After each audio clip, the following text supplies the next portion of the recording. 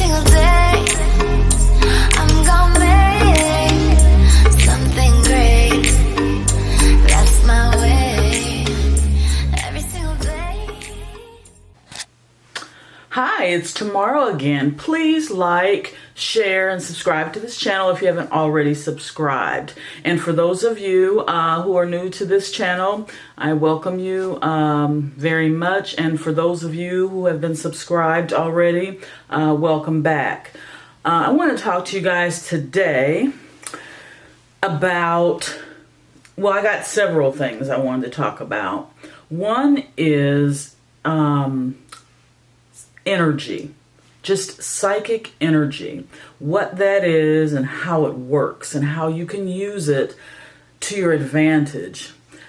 Sometimes people get confused what psychic energy is, what universal energy is, what energy manipulation is.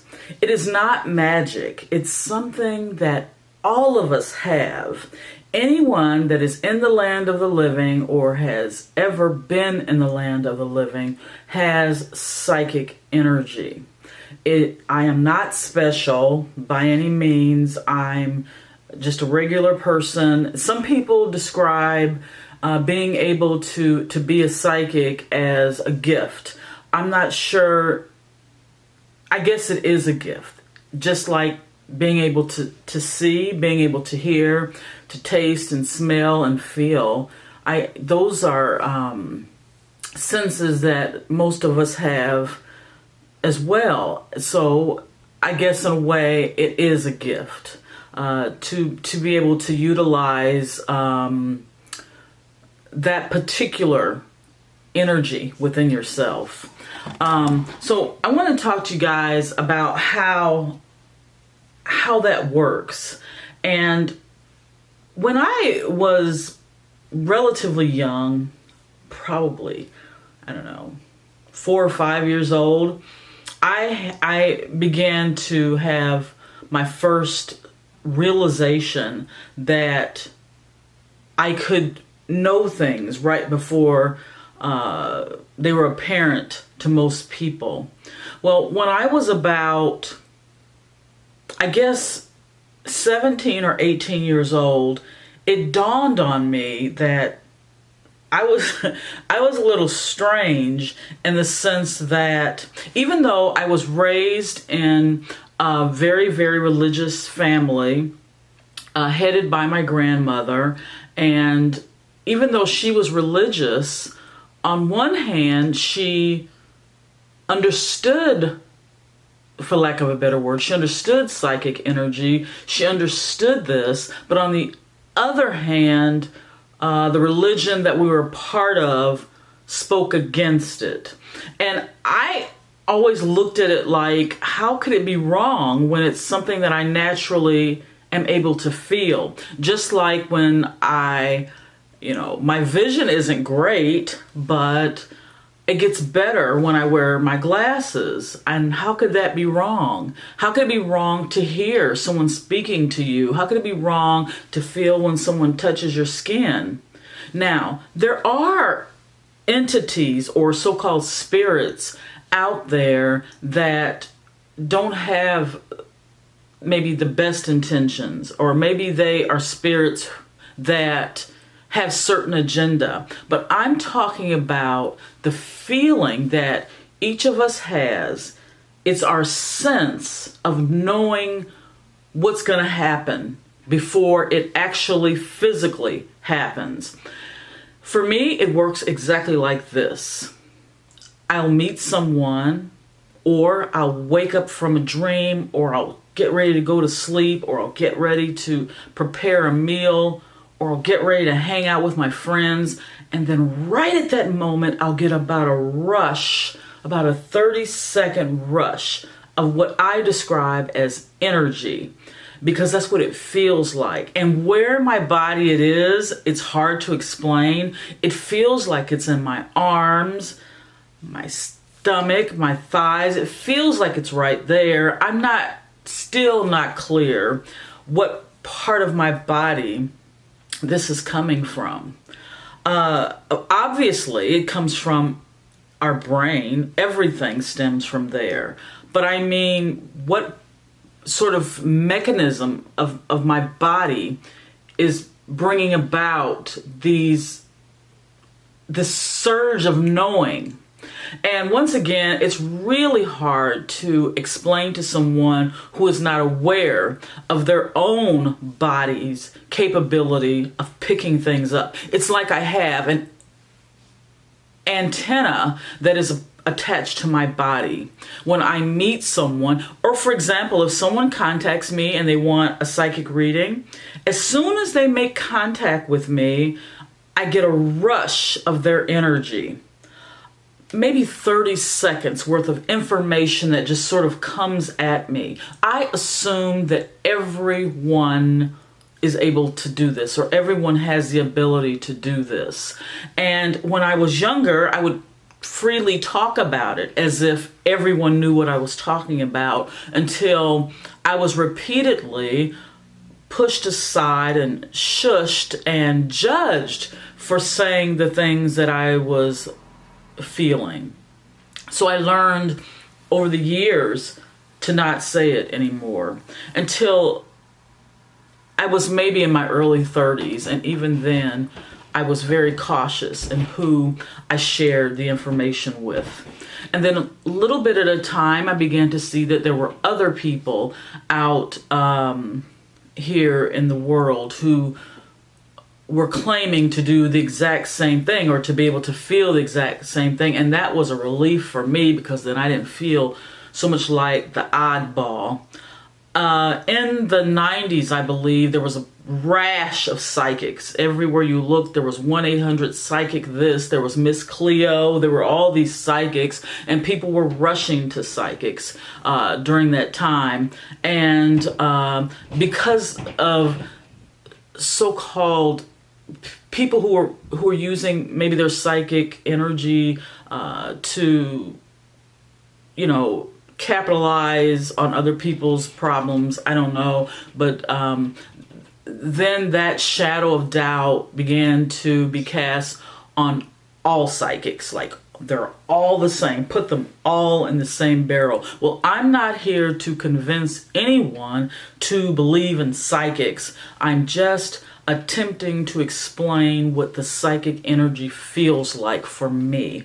Everyone is different. There may be a psychic over here who has a certain other way of feeling that psychic energy, but I believe it's in all of us. I believe everyone has the ability to some extent to tap into this. It takes practice. It's taken me, well, I don't want to say how long, because I'll be telling my age, but it's taken me a long time to understand what my own body is capable of. And it's not wrong, and it's not witchcraft, and it's not anything negative. It just simply is what it is, a part of us. Now, I also wanted to talk to you guys. Okay, I'm back. I had to stop my camera and redirect my lighting, because that shadow behind me was getting on my last nerve. Okay, I wanted to explain just briefly what it feels like, and how you can sort of, just for fun, tap into your own ability to read your future first. And once you can do that, you can maybe read your neighbor or your relatives or your children, someone like that, and in your mind, not actually sit down and give them a reading. Eventually you could, but just for starters, try this. As soon as you meet someone, instead of listening and watching them, begin to feel them. You see, the thing about what you feel, being an empath, it can't necessarily be measured or reproduced, but that doesn't mean it's not real. So when you meet someone, try to feel them. And have you ever found yourself saying something like, I knew I should have followed my right mind. I knew I should have followed my first thought, my first mind. Well, that's the feeling that I'm talking about. It lasts maybe 30 seconds. And the more you use it, the more you rely on it, the easier it becomes to stay in tune with it and to sort of harness that energy and use that energy to kind of, I don't really want to say make a prediction for yourself, but to kind of be alert for possibilities for yourself. And don't overly analyze it. Just sort of go with your gut, your first 30-second flow of energy from whatever the situation that comes your way. Just don't hope for an answer. Don't wish, don't dread, don't judge, don't, if you can, don't have preconceived notions from the other part of your brain. You're using a part of your brain that is used specifically for this type of information, of seeing the future 30 seconds before it actually happens. Meaning you could see something from a year from now, 6 months from now, 3 months from now, an hour from now. But you have to sort of grab a hold of that energy and keep it. And the hard part is the interpretation of the images that you get. And that's why, a person will say, well, if you're psychic, how come you can't pick those lottery numbers? Well, for me and for most psychics, it doesn't work that way. If it did, we would be winning the lottery. It doesn't work that way. I remember I literally thought I could figure out, this was back in the days before they had caller ID, and someone kept calling and calling my house and they were hanging up, and I was thinking to myself, I'm going to psychically figure out that 7-digit phone number. It never happened. It doesn't work that way. It's a feeling of negative, positive, don't do this, do it. Yes, good feeling, light feeling, warning, feeling of a warning, feeling of something not of this world, feeling of maternal feeling. That's how it works. It's a feeling, an energetic injection of feeling. And then you have to figure out what that feeling means. And if you are able to read someone else, for the example I used, if someone calls me up or, sends me an email, they want a psychic reading, instantly I get about 30, 40 seconds of a flash. Now, if they don't follow up and actually get a reading, eventually it just sort of goes away because I make it go away. I don't think about that query anymore. I just let it go. And then sometimes a person will contact me again and say, yeah, by the way, I'm the one who contacted you last week for a reading. And then I'll get a flash again. That's how it works. Now, not to totally get off the subject, but I did a video, about a week ago on a missing woman named Kiera Coles. And when someone in the comment section first asked me to do a video on Kiera Coles, I instantly got some feelings. But at the same time, I'm reading my comments, and someone else asked me to read another missing person. And so I made the video. Usually when I make a video, I don't go back and watch it because I don't like the sound of my own voice, and I don't want to relive all these missing persons cases. I don't want to relive this over and over again. I'm only one person, so I don't want to cloud my mind with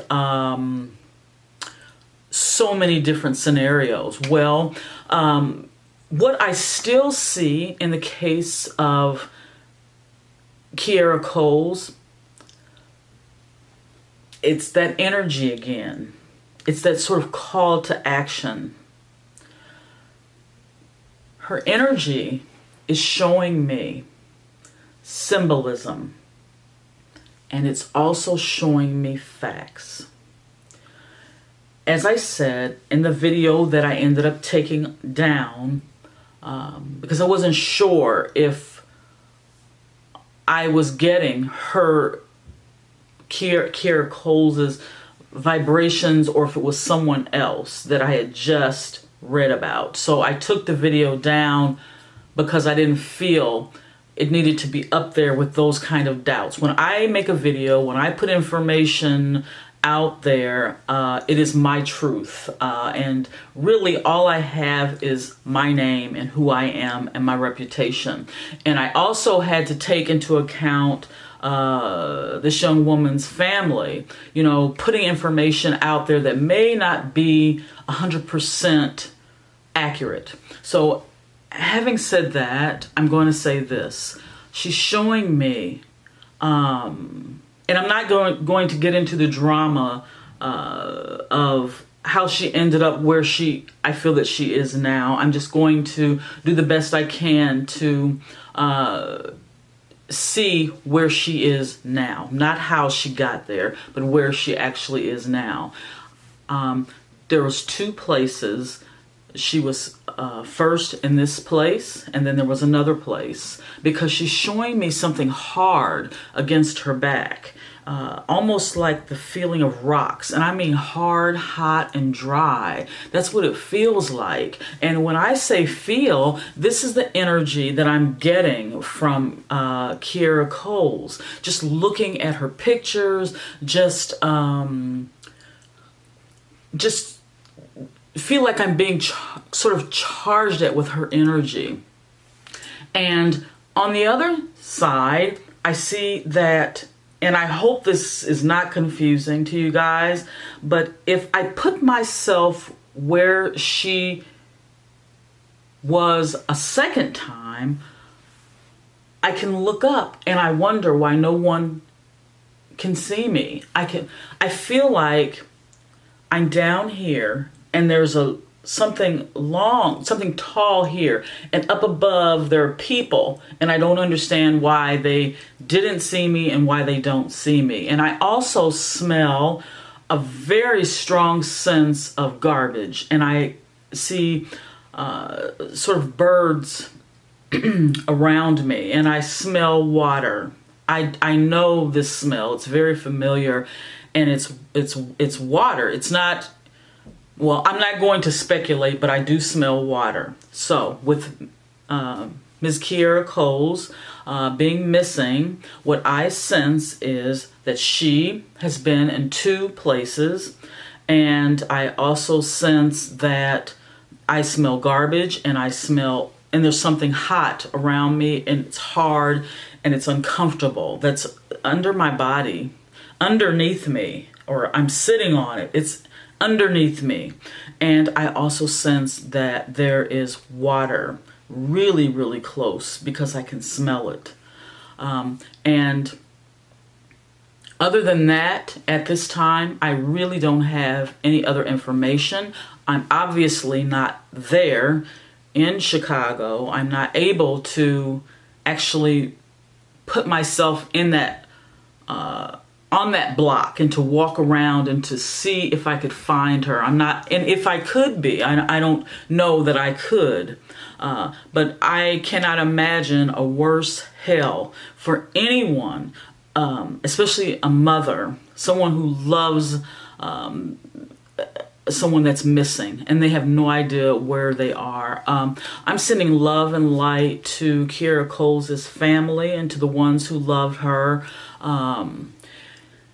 And I hope that she is found really, really, really soon. And maybe whenever she is found, we can talk about this again, or maybe not. I really don't know. I just wish the best for her family and for Kierra.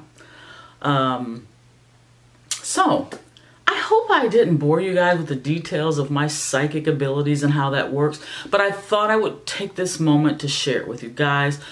I'm going to wish you guys the best of the best. And I wish, I wish happiness for everyone and love and light for everyone that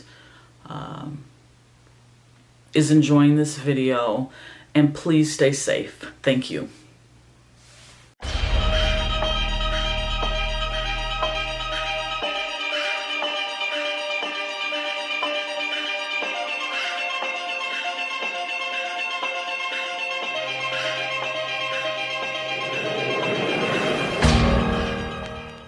Okay, as a side note, you guys, I forgot to add when I was making the video regarding Kiera Coles, I see a square object, and I think it's green. It's almost between green and black, and it has a yellow label on it, and I see some numbers. I think there's 2 numbers, and I'm sorry that I'm having to put this in as an after thought or after note, but I forgot to say that during the video. So once again, I do see a square. It feels like it's metal, and it's I don't know, it's got something to do with utilities. I'm not really sure exactly what that is. Also, I see in the distance a sign, a billboard, and the billboard might be light, really pale blue, and it feels like it's peeling. And I'm not sure if I'm seeing this billboard in the future or what it is. As I said, I don't have the benefit of one-on-one with this scene. So a lot of what I'm saying is my best interpretation.